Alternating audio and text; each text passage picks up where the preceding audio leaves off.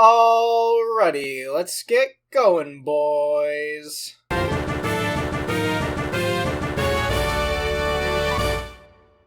Starting off right off the heels of Gym 1, I head outside to an unskippable cutscene for a feature that is no longer available.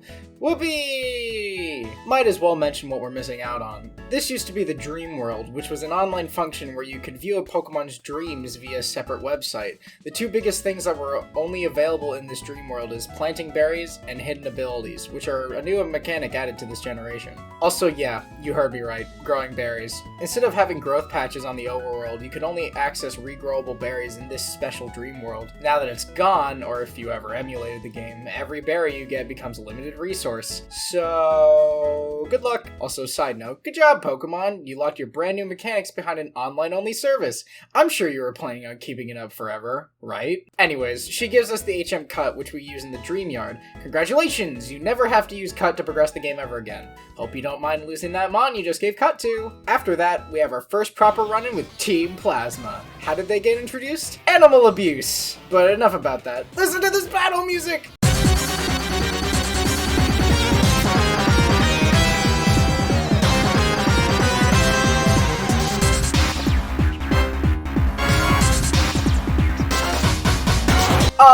Hell yeah! This is the best music to murder a Patrat to. Anyways, after more cutscenes, we get the cooler bottom screen. Trademark. Because that's all it does for you. We're finally able to progress now. Free to beat up the kids at the local daycare, take their lunch money, and abuse their free healthcare. This place not only acts as a closer Pokemon Center, but also as the game's daycare where you can put your Pokemon in and level them up. Isn't that nice? Another rival jump scare. This time it's Charon. He has the exact same team as last time, and he wonders how he's lost 3 times now. After that, we get more Team Plasma, and they actually stole someone's Pokemon. I'm pretty sure this is the first time we've seen this on screen instead of hearing about it. Already the most productive evil team in my book. But who cares? Let's get that encounter. Oh hey, another Lillipup. Don't kill it, don't kill it, don't kill it, don't kill it, don't kill it, don't kill it, don't kill it, don't... Caught it! Yes, it has Vital Spirit! Let's go! Time to level it up. But not on that old grinding method we did last time. No. Welcome to the Gen 5 grinding meta, so to say. Audino grinding. You see, after Gym 1, the tall grass will occasionally rustle around, leading to encounters with special Pokemon. Now, these can change depending on the area, but the most common encounter is Audino. Now, as a Pokemon, it is absolutely worthless. Don't even think about wasting an encounter on it. But for some reason, Audino's XP yield is just ginormous. 2.5 Audinos alone were able to catch up my newly acquired Doggo to the rest of the team. However, these spawns are just so inconsistent. Any spawn can take 10 seconds to like 5 to 10 minutes on 5 times speed up. Still a better grinding method than the increasingly worse and worse EXP curves we're experiencing. Fight time! We get to fight alongside Charon here in this cave and have a terrifying encounter with a Bipatrat, who, by the way, have become very annoying, having learned Detect and Bide, which, when combined with just how many there are, leads to a still annoying early game that, spoiler alert, won't be going away. New encounter time! Here I'm specifically aiming for a single encounter. Just like in the tall grass, caves have rustling dust that can not only spawn encounters, but these single-use gems that can boost moves of a specific type when equipped in battle. Putting up a repel, I can still run around and wait for Dust Cloud that will give me encounters regardless if the repel is up or not. The encounter I'm going for being Drillbur, whom I will explain later during the encounter explanations. After returning the stolen Pokemon, I continue down the route and am introduced to the Darker Grass. Epic Gamer pro tip, don't go into the Darker Grass! The Darker Grass gives you higher level encounters, can send you into double battles, and provide better chances for rare encounters. However, your catch chance is lowered, and your escape chance even lower, probably due to the higher level encounters being a high enough speed that your Pokemon no longer have a complete advantage. Entering the next gym town, I get Chesto Berries from Charon. These are incredibly important. I walk around picking up all the hidden items and collecting a charcoal from this girl for answering which starter I gave. Now, I recommend choosing either Oshawott or Tepig because you don't have to get it correct, but it's still better to get a Mystic Water or Charcoal instead of a Miracle Seed due to being able to get one in the next area after this gym. In the next area we find battle nurses, as I like to call them, and honestly, it's really cool of Pokemon Team to give these out mid-route instead of having to run all the way back to a Pokemon Center every time you need to heal. It's pretty thoughtful. I roll my encounter in this area and it's a throw.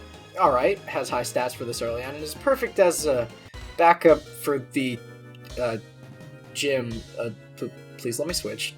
Oh god, oh no, oh god, oh no, I caught it! After giving it the best nickname of all time in my opinion, I think it's finally time to talk about the new encounters in this area, which we finally have some diversity for a change. We won't go over any encounters that are already listed in the previous episode for obvious reasons. First we got Blitzel, and an electric-type Pokemon this early on is amazing. This is especially true if you get the Lightning Rod ability, which creates an amazing pivot if you're ever dealing with potential electric moves. That combined with its speed and learning some pretty good moves makes it an amazing encounter. Definitely a keeper. Next we have Pidove, and I know what you're thinking.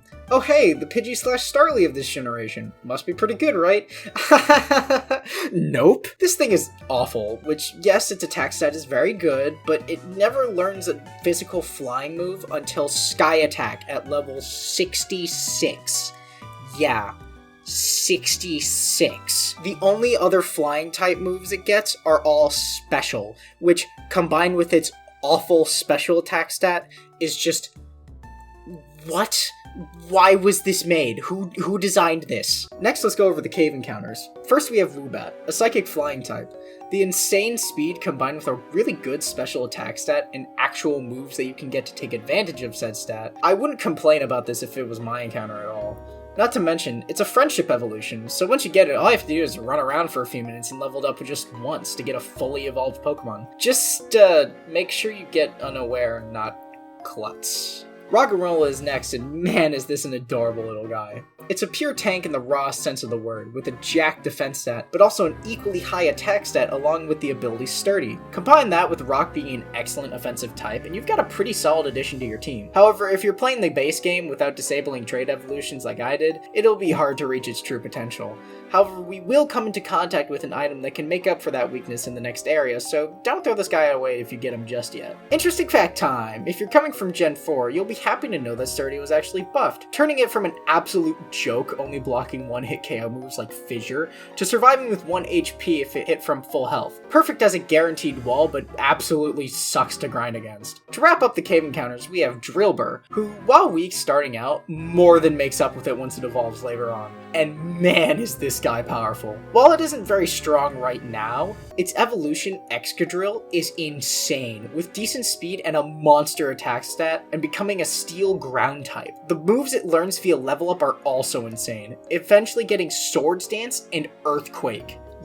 Yeah. The best part about him is his capture is guaranteed if you use repels, so unless you want the two other encounters more, this is much preferable. Finally is the outer Pinwheel Forest area thing next to town. First we have Timber, a fighting type and another trade evolution. As an encounter to beat the gym, it's honestly not ideal due to the only fighting type move it gets before the level cap being Low Kick, unless you taught it Rock Smash from the NPC given. It's also kind of frail and doesn't get to evolve until the 4th gym, so not really ideal in my opinion. Still better than some of the other encounters. Next is Time Pole, the first water type you can get outside of picking Oshawott and getting Panpour, and this can evolve into a beast. Obviously, it's pretty frail at the start, but its next evolution is a water ground type, which I don't think I need to explain why it's the best type combination of all time. Just make sure you don't kill it in the gym fight. Finally, we get our first case of version exclusives. Kinda. Throw and Sock, creative names guys, both have a 10% chance of showing up here in their respective games, white version for Throw and black version for Sock. However, the Wrestling Grass in this area actually gives you a 5% chance of encountering the alternate version's fighter. Neither can evolve, but both have pretty decent stats for this early on in the game and are a perfect backup or main heavy hitter for the gym. Throw is a much more bulky Pokemon and has the potential to get Guts as its ability, but Sock has a better move pool in my opinion, with Sturdy has a potential ability. Definitely the preferred encounter if you haven't already chosen Tepig, who at this point should be evolved into Pignite, gaining a secondary fighting type, alongside the other two starters. Oh, one more fun fact, if you have a fighting type, you can break a star piece off the challenge rock at the top of the cliff once a day. Pretty cool, huh? Whew, that's everything. A lot more options, right? Time to enter the gym, and here we have N Jumpscare. He has a brand new team, and by now I hope you've noticed a trend in these teams. In the first fight, he had a Purloin, which can be caught on Route 2, and now he has 3 Pokemon that can all be caught in the outer Pinwheel Forest. Every fight, he changes and releases a new team, showing off his character in a really unique way, but holy crap is he a pushover. We enter the gym and oh hey, it's a museum! Yet another pattern I hope you've noticed is that all the gym leaders actually have occupations. Pretty cool world building showing these gym leaders actually have you know, lives. Anyways, gym trainers are going to be fought for EXP in the actual gym area. A library. There's a puzzle here, but I already have it memorized, so I'll just skip to interesting grinding moments. I chose to grind in the patch of grass next to the daycare because A, it's easier to see the shaking grass, and B, it's a more convenient way to heal instead of suffering through walking through more tall grass. And man, does this grass have a high encounter rate. For those who've played this game, they know exactly what I'm talking about. There were several times where I waited minutes on speed up to find a single Audino spot, only for a single step in the tall grass to lead to an encounter, removing the shaking grass and therefore the Audino. This makes grinding just that more time consuming, even with the increased EXP gain. Bromane evolved pretty quickly, followed by Toby, my now herdier, and after a long time, Moira evolved as well. Now watch as how useless becomes absolutely nothing! After all that, it's gym time. I equipped the given Chesto berries to Pancake, Throne, and Toby, who will be the main people in the fight. They'll be the ones dealing the most damage most likely. Bromane will be holding the charcoal as it improves his fire-type moves, and the others will be holding orange berries. Fight starts, and I send out Pancake to both take the Intimidate I knew was coming and to set up a Leech Seed. I took a Leer which terrifies me, so I swap out to Bromane, who takes another Leer. I use Arm Thrust, but since he's slower, Herdier moves fast, hitting with a powerful takedown which would have killed if it had crit. Watchog is out next, and the only one of my Pokemon that can survive its double-powered Stab Retaliate is Throw. I swap it in, and it does a good chunk of damage, but not enough to two-shot me. So I'm confident enough to take it down using Vital Throw, winning me the match. Some plot stuff happens, but we're not going to get to that until next time, so hopefully you guys enjoyed. Once again, make sure to check out the host of Pokeboomers in the description, and as always, I hope you have a fantastic day. See you next time.